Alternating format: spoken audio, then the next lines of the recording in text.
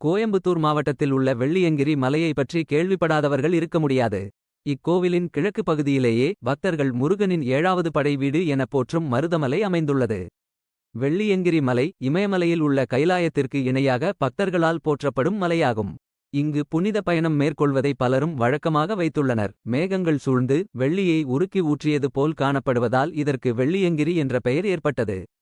சிவபெருமான் மீது தீவிரமான பக்தி கொண்ட பெண் ஒருத்தி சிவனையே திருமணம் செய்து கொள்ள வேண்டும் என உறுதியாக இருக்கிறாள். அது மட்டுமல்ல, குறிப்பிட்ட காலத்திற்குள் சிவனை திருமணம் செய்து கொள்ள முடியாமல் போனால் தன்னுடைய மாய்த்துக் கொள்ளவும் முடிவு செய்கிறாள். சிவனை மனம் முடிக்க நின்ற கோலத்தில் தவம் செய்கிறாள். அவளது பக்தியால் மனம் மகிழ்ந்த சிவனும் அவளுக்கு அருள் செய்ய வருகிறார். ஆனால் அதற்கு பலவிதமான இடையூறுகள் ஏற்படுகிறது. இதனால் அந்த பெண் குறிப்பிட்ட காலத்திற்குள் சிவனால் வர முடியாமல் போகிறது.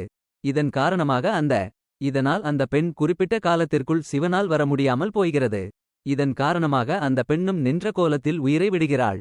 அவளே தமிழகத்தின் தென்கோடியில் கன்னியாகுமரியாக கோவில் கொண்டுள்ளார். தனது பக்தியை உரிய நேரத்தில் வந்து காப்பாற்ற முடியாமல் போனதால் மனம் வருந்திய சிவன் மன அமைதிக்காக ஒரு இடத்தை தேடுகிறார். அப்படி அவர் தேடி சென்று மலையேறி அமர்ந்த தலம்தான் வெள்ளியங்கிரி மலை என தல புராணம் சொல்கிறது. வெள்ளியங்கிரியின் 7வது மலையில் அமைந்துள்ள சிவலிங்கம் சுயம்புவாக தோன்றியதாகும். இங்கு பல சித்தர்கள் ஸ்தூல வடிவிலும் சூட்சும வடிவிலும் இன்னும் வசித்து வருகிறார்கள்.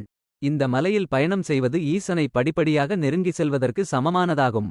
இந்த 7 மலைகளும் மனித உடலில் உள்ள 7 சக்கரங்களை குறிப்பதாகும். இங்குள்ள ஆண்டி சுனையில் நீராடிவிட்டு சிவனை சென்று வழிபட்டால் உடலில் உள்ள நோய்கள் பலவும் நீங்குவதாக சொல்லப்படுகிறது. சில முக்கிய நாட்களில் இங்கு திடீரென சிவ பூஜைக்கான பிரணவ மந்திரமும் ஓலிக்கும் சத்தம், சிவனுக்குரிய பஞ்சவாத்தியங்கள் முழங்கும் சத்தமும் அவ்வப்போது கேட்பதாகவும் பக்தர்கள் கூறுவதுண்டு. இக்கோவிலை அடைந்து ஈசன் முன் நிற்கும் போது நாம் அடையும் மகிழ்ச்சி, பூரிப்பு ஆகியவற்றை சொல்ல இயலாது.